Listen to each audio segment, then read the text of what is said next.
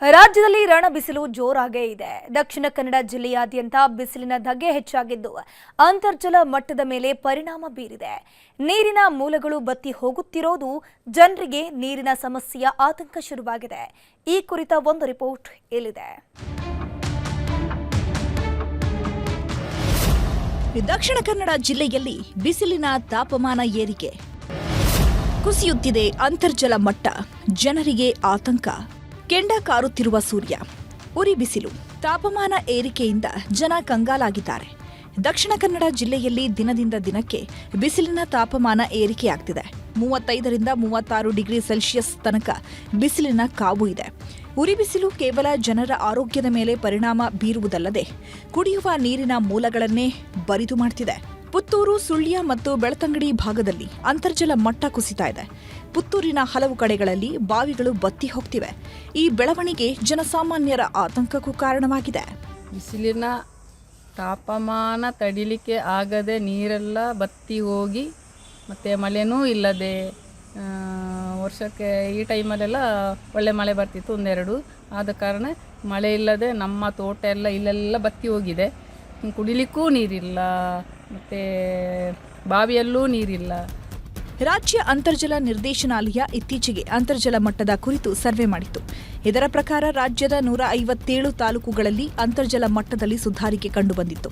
ಆದರೆ ಅತಿ ಹೆಚ್ಚು ಮಳೆ ಬರುವಂತಹ ಉಡುಪಿ ಮತ್ತು ದಕ್ಷಿಣ ಕನ್ನಡ ಜಿಲ್ಲೆಯಲ್ಲಿ ಮಾತ್ರ ಅಂತರ್ಜಲ ಮಟ್ಟ ಕುಸಿಯುತ್ತಿರುವ ಬಗ್ಗೆ ವರದಿ ಉಲ್ಲೇಖಿಸಿದೆ. ಕರಾವಳಿ ಭಾಗದಲ್ಲಿ ಹೆಚ್ಚುತ್ತಿರುವ ಬಿಸಿಲಿನ ತಾಪಮಾನ ಹಾಗೂ ಬೋರ್ವೆಲ್ಗಳ ಮೂಲಕ ಅಧಿಕ ನೀರು ಪೋಲು ಮಾಡುತ್ತಿರುವುದು ಅಂತರ್ಜಲ ಮಟ್ಟ ಕುಸಿಯಲು ಕಾರಣ ಎನ್ನಲಾಗಿದೆ. ಈಗಾಗಲೇ ಕೃಷಿಗೆ ನೀರಿನ ಸಮಸ್ಯೆ ಎದುರಾಗಿದೆ.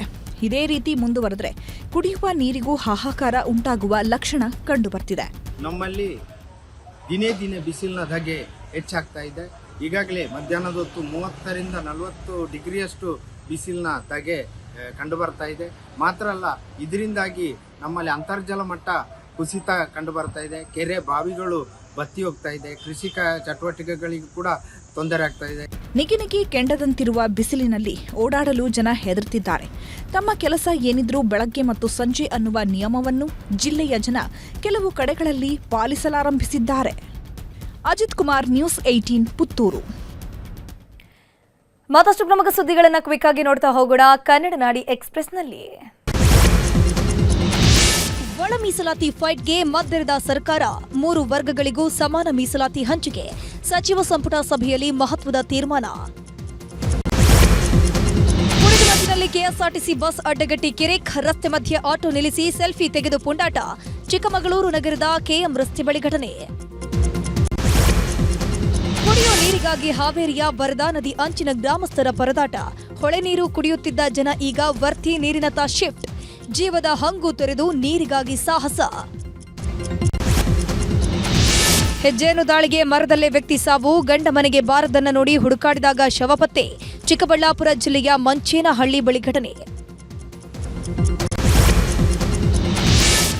ಲಕ್ಷ್ಮಣ ಸವದಿ ಎದುರೇ ಆಪ್ತನಿಗೆ ಹೃದಯಾಘಾತ. ಕ್ಷಣಾರ್ಧದಲ್ಲಿ ಸಾವನ್ನಪ್ಪಿದ ಸವದಿ ಆಪ್ತ ರಾವಸಾಬ ಬೇವನೂರ. ಬೆಳಗಾವಿ ಜಿಲ್ಲೆಯ ತಾವಂಶಿ ಗ್ರಾಮದಲ್ಲಿ ಘಟನೆ.